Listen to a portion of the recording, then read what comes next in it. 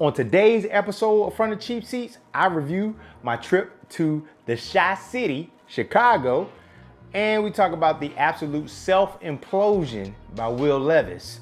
And then we talk about this awesome defensive performance that was wasted as a result. And I talk about something new that we're going to be bringing to the channel for our fans after the intro.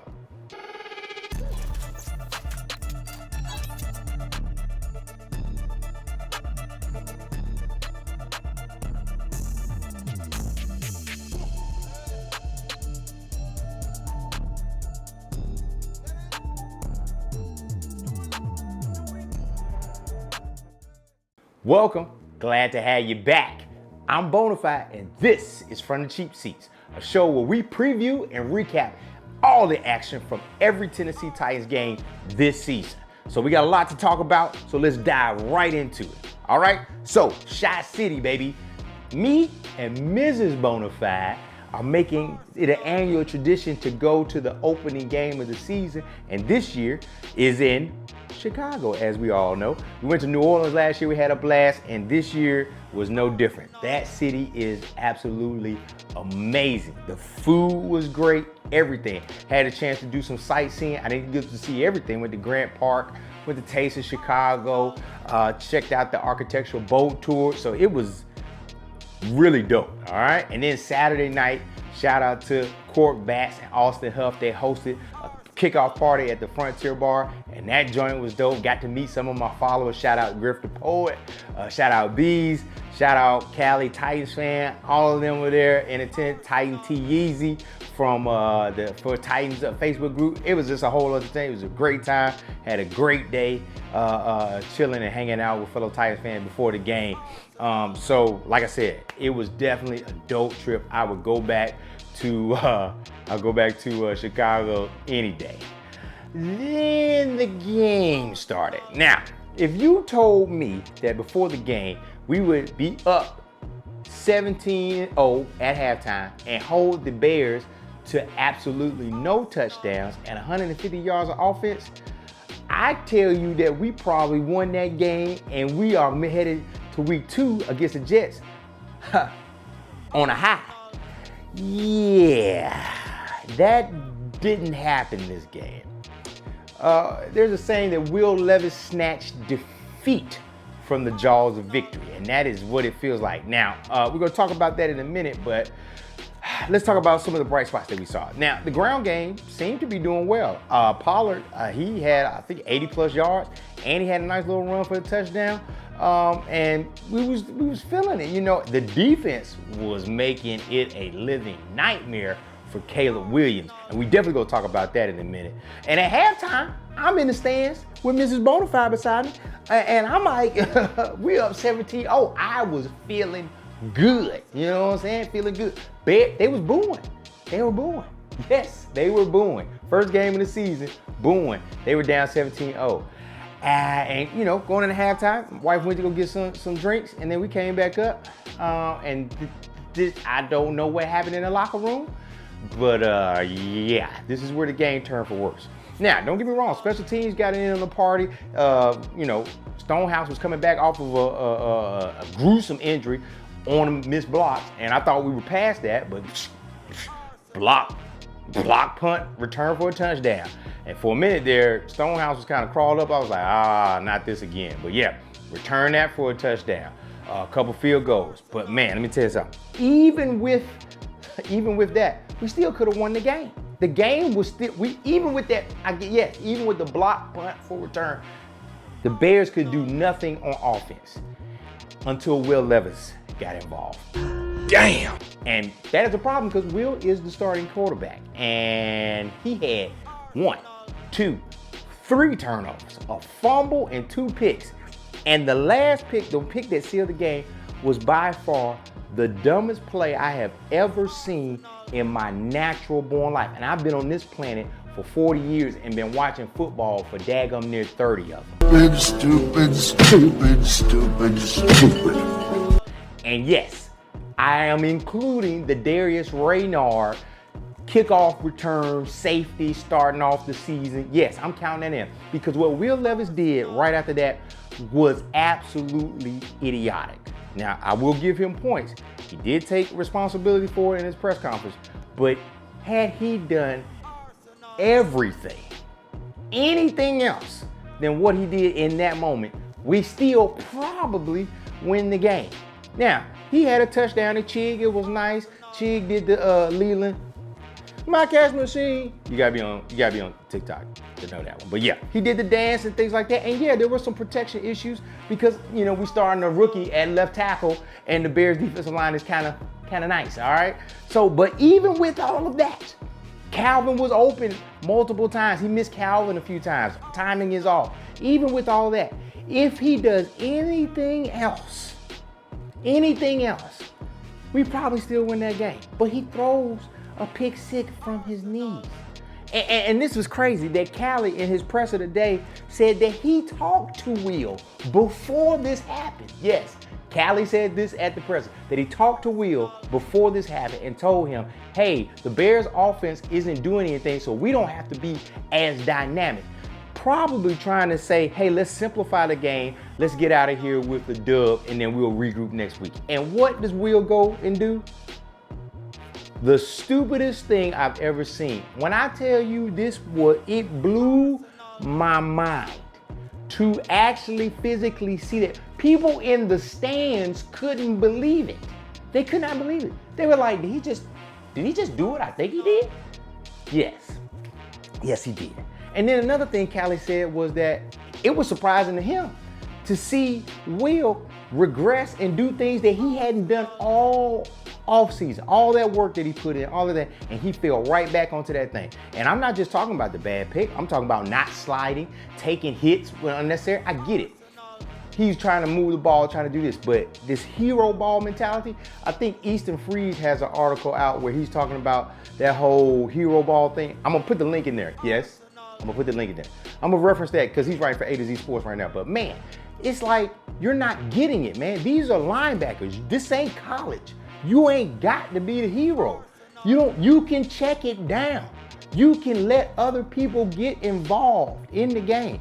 And yeah, I can understand why Callie said he couldn't get into a rhythm. And the thing about it is that, you know, I know week one is a liar. I absolutely know it. We all know it. Look, one year we got blown out. I forgot what that year was, but a lot of tweets have been going around, and I can't even really think about it right now because I'm just that flustered. But a lot of tweets are going around about how we had a bad year, and then we end up going like 12-5 in the season. So this is week one. Pump your brakes, kid. Whole lot of games left. So it would be crazy for anybody. It's crazy for anybody to say that they're out on Will Levis right now because we know what he can be. We know it. I remember the Falcons game. I remember the Miami game.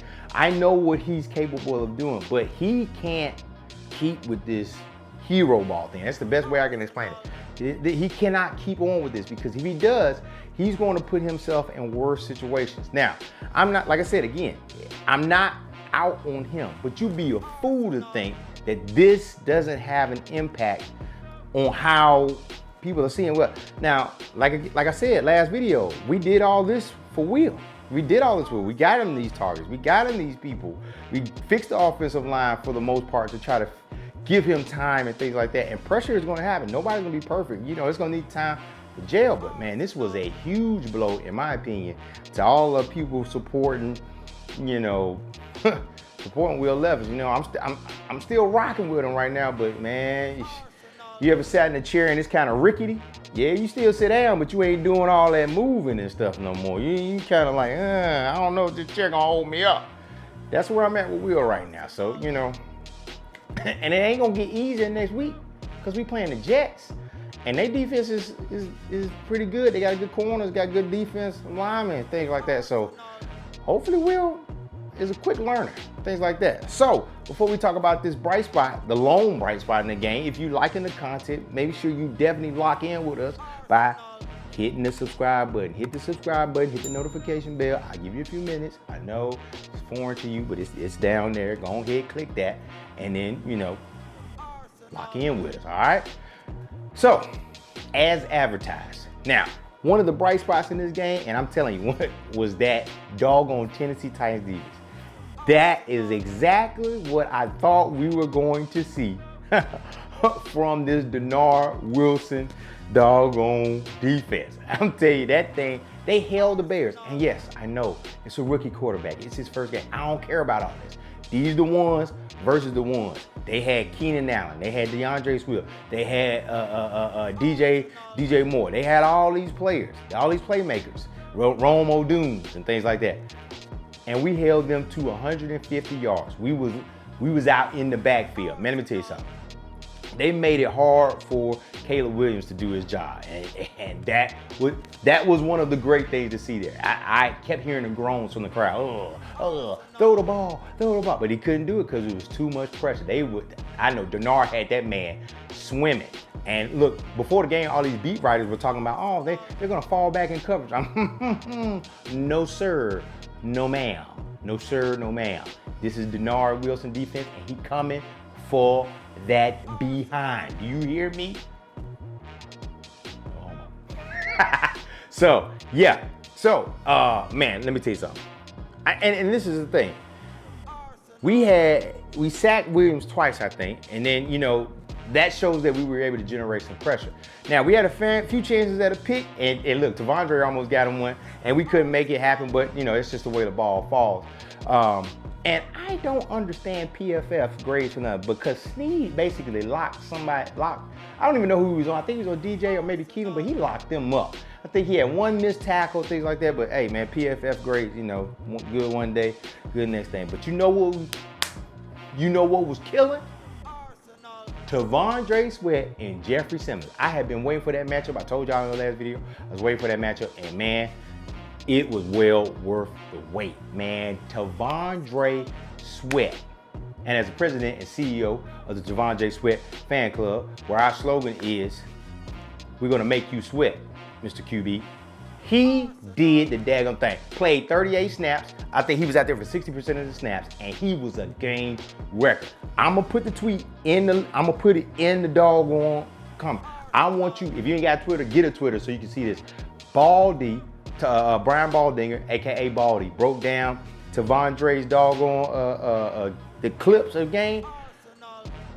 He gonna be a problem. I'm telling you, that man was in there wrecking shit. Bull rushes, swim move. I'm talking, boy, locked him up. Ground game couldn't get going.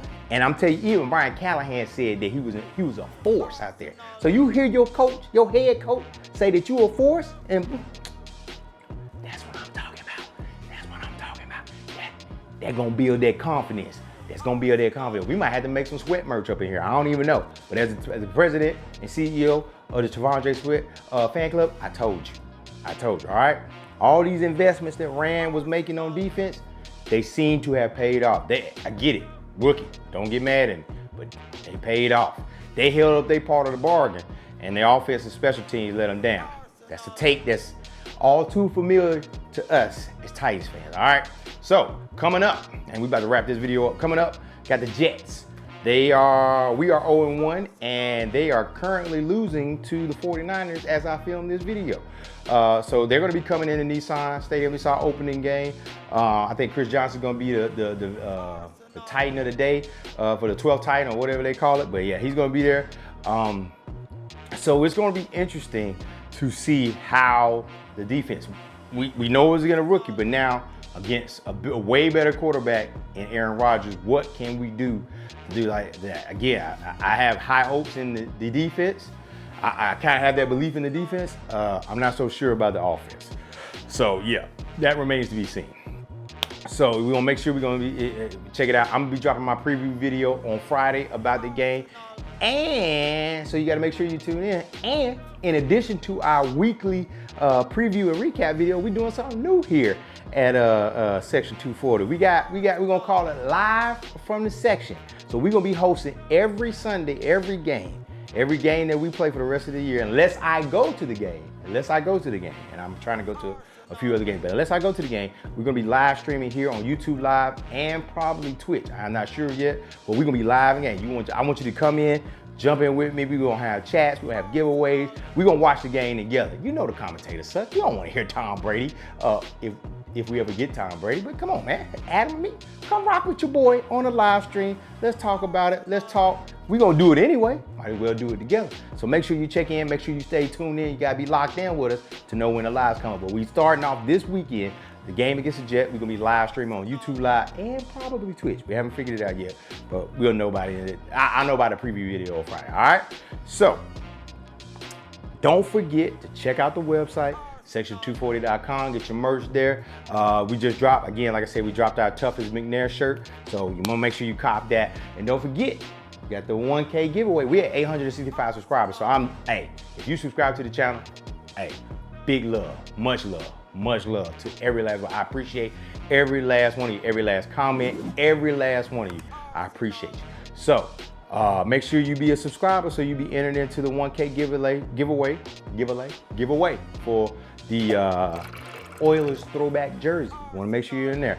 So yeah, but make sure you lock into the section because like I always say, even though it's week 1 and it was a long walk down them stadium steps, there's still plenty of room in the section for us all, baby. Till next time, tighten up.